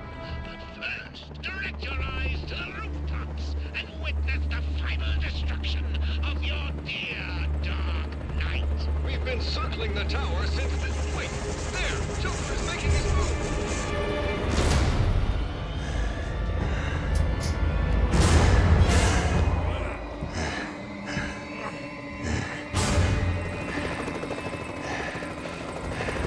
Showtime, Batman! Let's give the room something to talk about! Joker then drags Batman to the roof, where a fight ensues as Gotham watches, as news helicopters circle the asylum. It alludes that what Joker wanted was to try and make Batman look villainous to the public, to try and make him look like a horrific Titan. That didn't go to plan though, so Joker instead embraces madness in an attempt to kill Batman while Gotham watches and hope dies. Naturally, it ends with Batman winning when he applies explosive gel to his fist and punches Joker's face. Batman's arm is all scarred and mangled. I don't think he got the memo that I was putting explosive gel on everything all game and shoving my face into it, then blowing it up. I think Batman is putting it on for the cameras, eh? The premise here is good. It shows the intelligence of Joker to plan such a thing, even if for emotional reasons. It shows the resilience of Batman. It shows the yin and the yang of their dynamic, and it is superbly done. There's stakes here, real lives watching and wondering if they're at the mercy of the Joker as the city watches in the background. The scene is beautiful. However, there's some definite slight confusion. It seems that Joker gets to keep his entire consciousness as he fights Batman as the Titan, which doesn't make much sense, as for one, it looks agonizing. He is a disgusting monstrosity. The character design of Titan Joker is spine-tinglingly good. It is a thing of nightmares. It's dark and gruesome, and it feels very DC. It's just, they don't explain why Joker is able to tolerate this messed up level of pain. His spine is sticking out of his back. He's blistered and he's mutilated all over. Why are other Titans removed of any emotion or capability, whilst Joker is completely fine? For example, you see just before this fight, Joker gets 2 security guard Titans after you. Why are they fighting Batman? Why are these ones apparently unable to control themselves and just turn into some kind of brutish person, but Joker is fine? They don't really explain this. You could try and summarise that the security guards were actually ones who betrayed the prison, like Frank Bowles, but this is definitely a gap in the story that doesn't make sense and could use some elaboration. My best guess is that the Titans are actually willing to work for the Joker and do have full control of themselves. If so, that would mean the previous Titans are in fact prison betrayers, and Batman caving in their skulls is completely justified. Unfortunately, the final fight is incredibly lackluster. Not much needs to be said here. It follows almost exactly the same format as every other boss fight or mini encounter in the game. The only difference here is 2 minor points. There is a section where instead of a Titan, you run away from Titan-infused Joker. Think you can beat me? Don't make me laugh.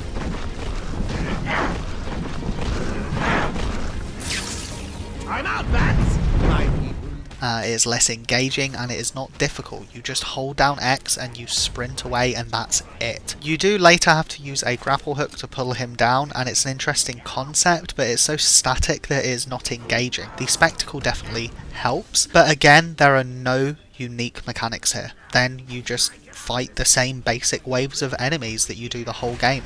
This would have been the perfect moment to require the player to use every skill they've learned throughout the game to defeat the Joker. Imagine if you have to hack devices to turn off electric flooring whilst fighting enemies. Use the Batclaw to pull Joker into a patch of electric flooring. The Batarang to daze, or else he swipes away the grapple hook. Actual fist fighting where Batman applies the explosive gel and fights off mini Titans in hand-to-hand combat. So many options here, yet we get the same as always. You just fight the same enemies that's been throughout the entire game and use one device to pull Joker down 3 times. When the entire game oozes charm and fan service towards Gotham and Batman, it's a real disappointment that the final fight is just another repetitive reuse of the same fights you've done for the entire game. I mean, it kind of ruins the impact of Joker's physique. When he's so weak, Batman just has to give him a little tug 3 times. That being said, the fight is enjoyable. It's a nice way to close the game. Batman was done justice. Joker was done justice. The story, the theme present, and the spectacle all make it a good encounter. It's just mechanically, the gameplay, it is dragged out, and this fight doesn't do it justice.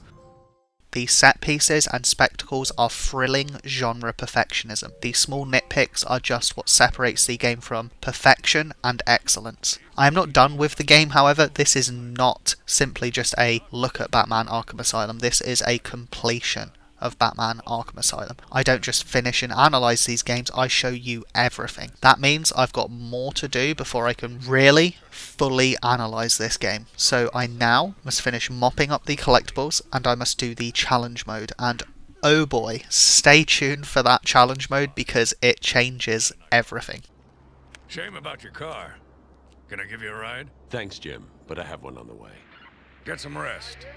You deserve it. Stay safe, Jim.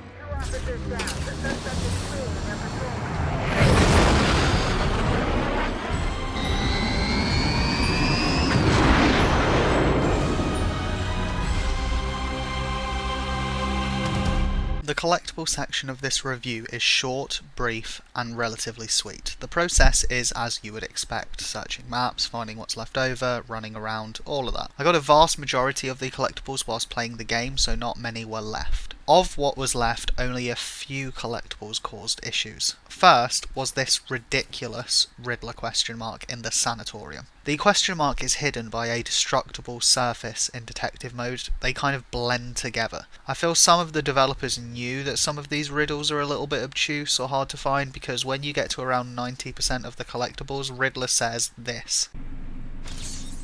What? You're nearly done? Are you cheating? Looking them up on the internet? Tell me.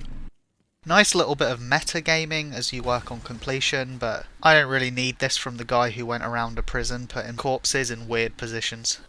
There was some strange choices for the map when working on the collectibles, as they removed the poison ivy vines blocking doors and such, which makes sense for the story, but there's certain things they haven't removed. So for instance, there's plenty of blocked doors that still remain completely locked. If you're going to remove some of the blocks, why not just remove all of the blocks to make the collectible process easier? Fast travel between areas would have been welcome, because the tedium of walking the long way through areas for a single collectible is always a pain.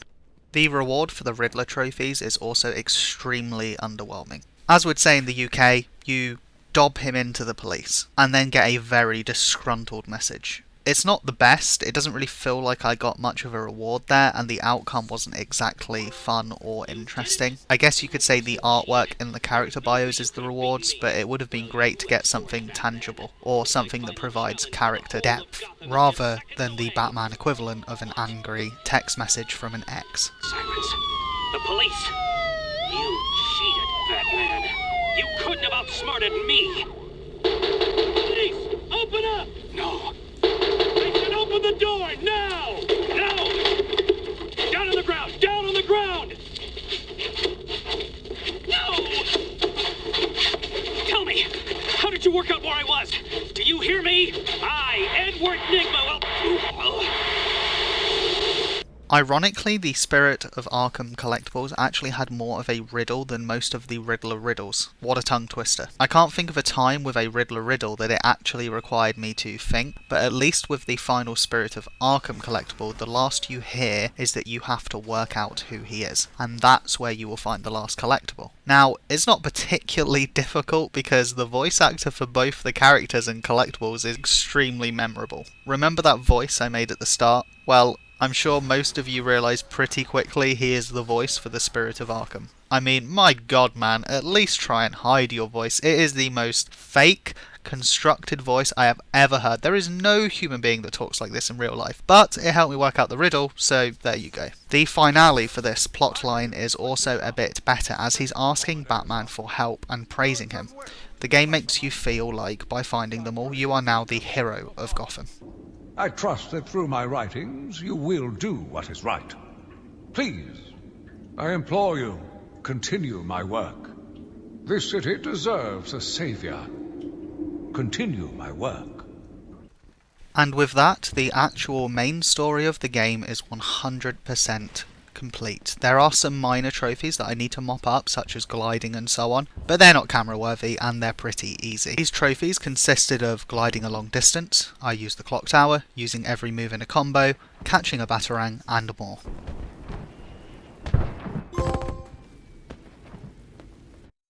The challenge mode is incredibly well designed and a worthy goal when aiming for 100% completing Arkham Asylum. The challenge mode requires you to refine mechanics to near perfection, whilst also ensuring creative use of combat mechanics and gadgets. Challenge mode is split into two challenge types, Combat and Predator. Mostly self-explanatory, Combat requires you to perform a melee fight challenge, while Predatory is stealth.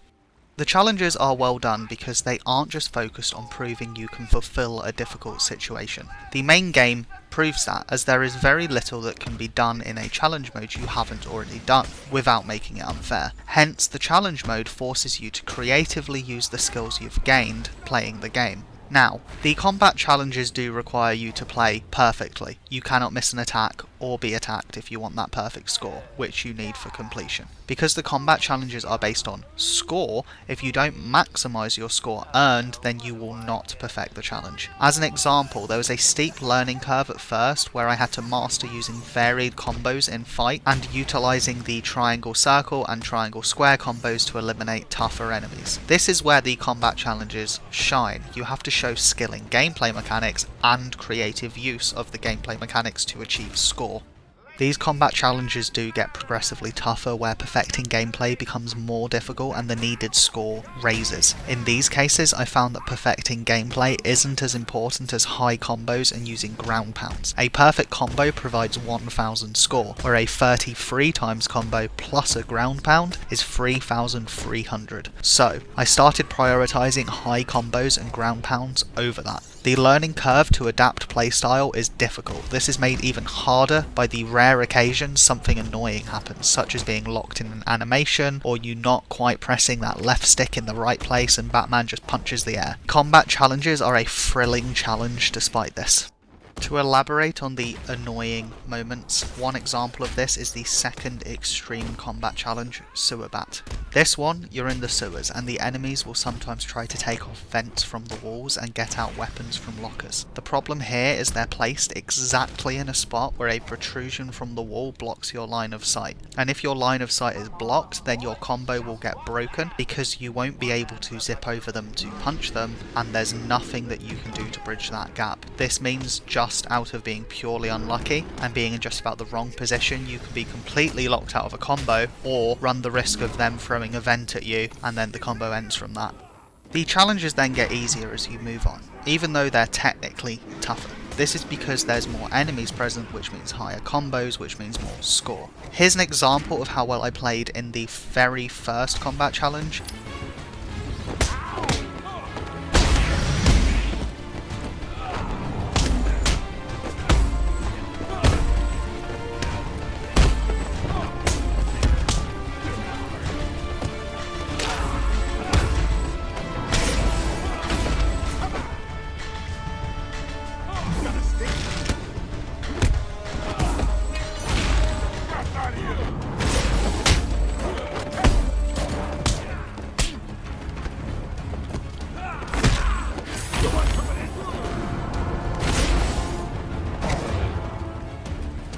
So you win again.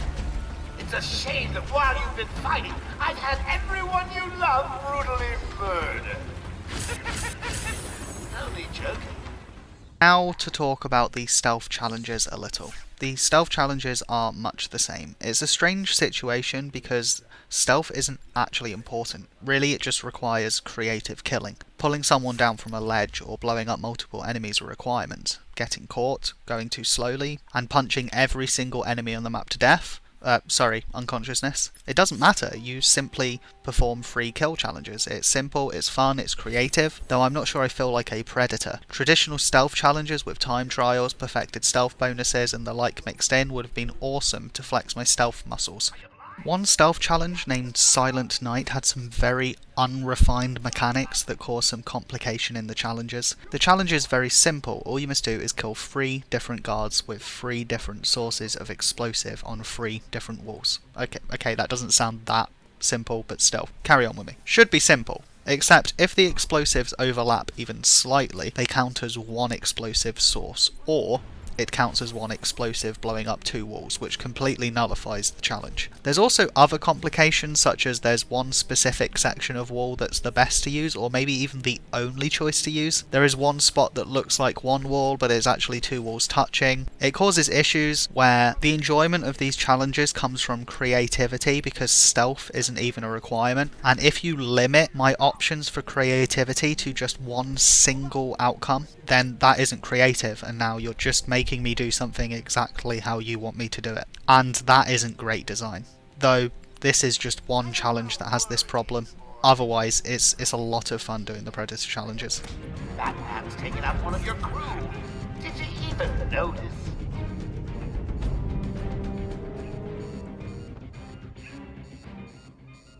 So you win again. It's a shame. Everything is fairly smooth with the challenges until Jungle Run Extreme. They were not kidding with the word challenge. This combat challenge consists of 4 waves. A wave with a baton user and knife user, a titan and henchman wave, a wave with 2 baton users and 2 knife users, and then a henchman wave with 2 titans and a wave of enemies with knives and batons. It took a long time to get this one under wraps, around 1 to 2 hours. I struggled hard with the learning curve to use evade over counter. In this challenge, you learn that evade is simply better, as counter can be easily missed, or at times Batman will choose not to counter, possibly based on left stick placement being wrong. Where with evade, no matter what, you will always evade and always maintain combo. I also found a tactic where if you throw enemies using square and X, then immediately ground pound them is easy score. This combined, I eventually beat it, though sadly wasn't recording when I did. It actually took me so long, I didn't want to spend 1,000 gigabytes on storage. The Titan waves were slightly more luck based than all of the previous, though a small tip is to try to get a high combo prior to jumping on a Titan. Keep evading and ensure that combo is high for when you do jump on them. Using this tactic you will amass high score once you start beating them with the Titan, and then mix in some good ground pounds and you'll be golden. Then, with that, I mopped up a few trophies left over, such as use every move in a combo, and the Platinum trophy popped. Batman Arkham Asylum, with admittedly a hearty amount of relief, is done.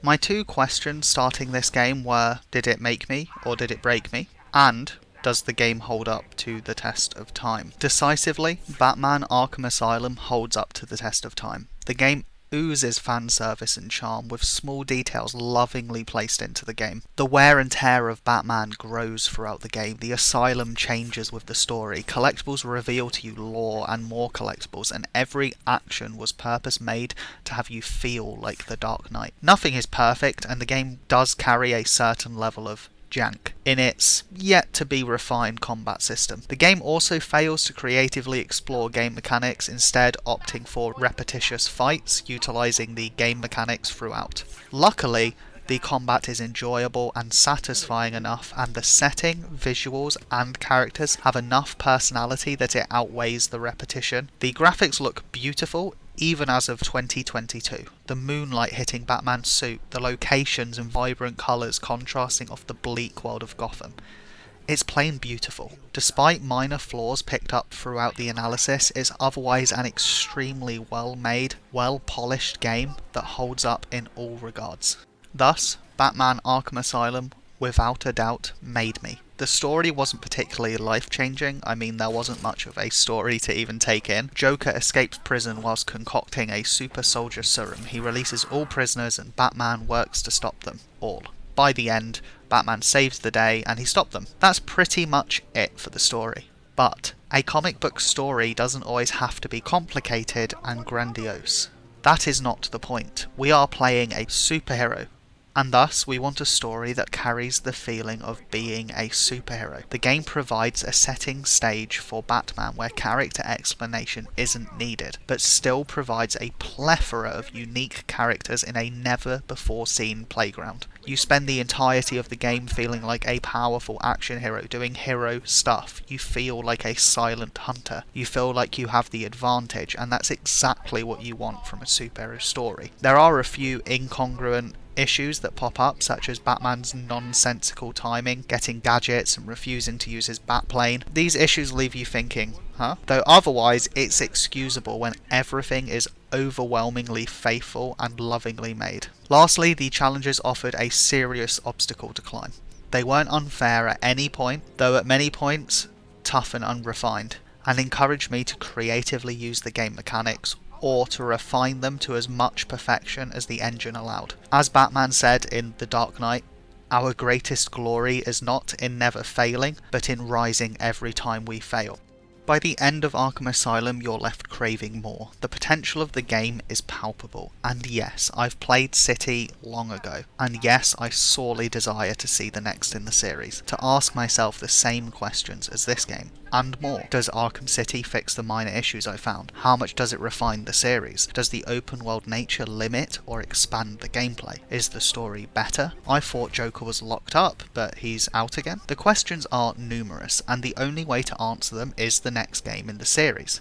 So, thank you all for watching this video, and I truly hope you enjoyed it. It is my first video, so I will try to grow as a creator. Liking and subscribing helps me immeasurably, and I hope the video was worth the effort I invested. It was a pleasure to make it for you all. If you have any advice, criticism, or game suggestions, please leave a comment. I will be watching.